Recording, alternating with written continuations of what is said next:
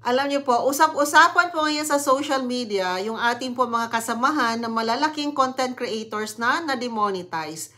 Pero alam niyo po, hindi lang naman ito nangyari no, sa mga malalaking content creators. Pero pati na rin po sa mga content creators na hindi pa rin po monetize. Marami po sa aking mga followers ang nag-message po sa akin bakit nagkaroon po sila ng mga non-recommendable page, mga prohibited na pages, block, mga deactivated po o kaya flag contents. So ano po ba talaga ang mga nangyayari, no? Ano pong dahilan kung bakit po tayo nagkakaganito? So alam po niyo, pag may mga ganito pong mga sitwasyon o mga nangyayari po, ay dapat po matuto po tayo sa mga ganitong pagkakataon. Nang sa ganun po ay maayos po din natin yung ating mga pages. Gamitin itong pagkakataon na ito para po tayo ay matuto.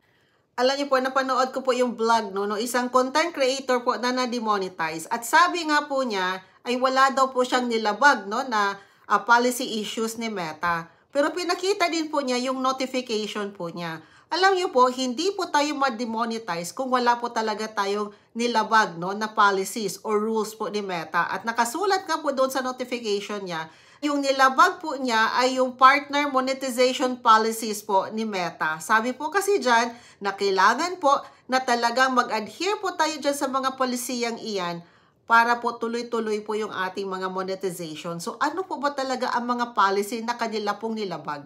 Tingin ko po no, ang nalabag po talaga nila na monetization policy po ni Meta ay itong monetize authentic engagement. Ano po ba ang nakasulat po dyan? Sabi po dyan, creators, publishers, and third-party providers can only monetize content consumed by their natural, authentic audience. Ibig pong sabihin, itong mga audience na ito ay hindi po natin nakuha sa follow for follow. Ito po yung ating mga organic na followers na kusa po nagpa-follow sa atin dahil nagustuhan po yung ating mga contents.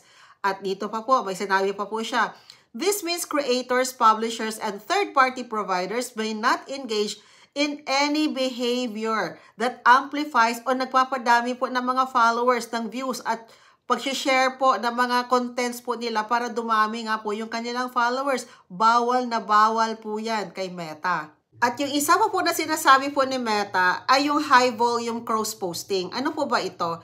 Ito po yung pag nag-attend po tayo ng live at pagkatapos po ay kung ilan po tayo nandyan, kunyari 300, 400 at sabay-sabay po natin i-share po yan sa atin pong pages, sa atin pong profile, pati na rin po sa atin po mga group pages.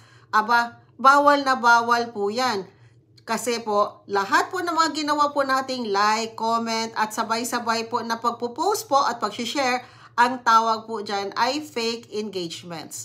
At kaya naghihigpit po ako dito sa Team Doc Chani dahil po dito sa sinasabi ni Meta. Ayan no, only connect to entities that follow our policies. Kasi daw po, pag nakipag-connect po tayo doon sa mga hindi sumusunod na mga polisiya ni Meta at sila po ay na-demonetize, ay pwede daw po kayong madamay. Kaya po, pasensya na po talaga no kung ako po ay naghihigpit po sa ating hanay dahil ayaw ko po kayong madamay no sa gusot na nangyayari ngayon dito sa Facebook. Gusto ko po kayong ma-monetize at gusto ko po talaga na ang yung gagawin po natin ay sumusunod po talaga tayo doon po sa polisiya po ni Meta. Alam niyo po, walang madaling bagay no dito sa mundo. Especially kung ang pinag-uusapan po natin ay maging matagumpay po tayo sa larangan po kung ano man yung pinipili natin.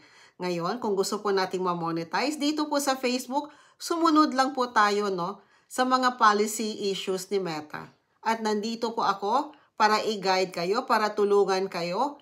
Kasi gustong-gusto ko po na ma-monetize din po kayo. Gustong-gusto ko po kayong buhatin no, para sa tagumpay nyo po.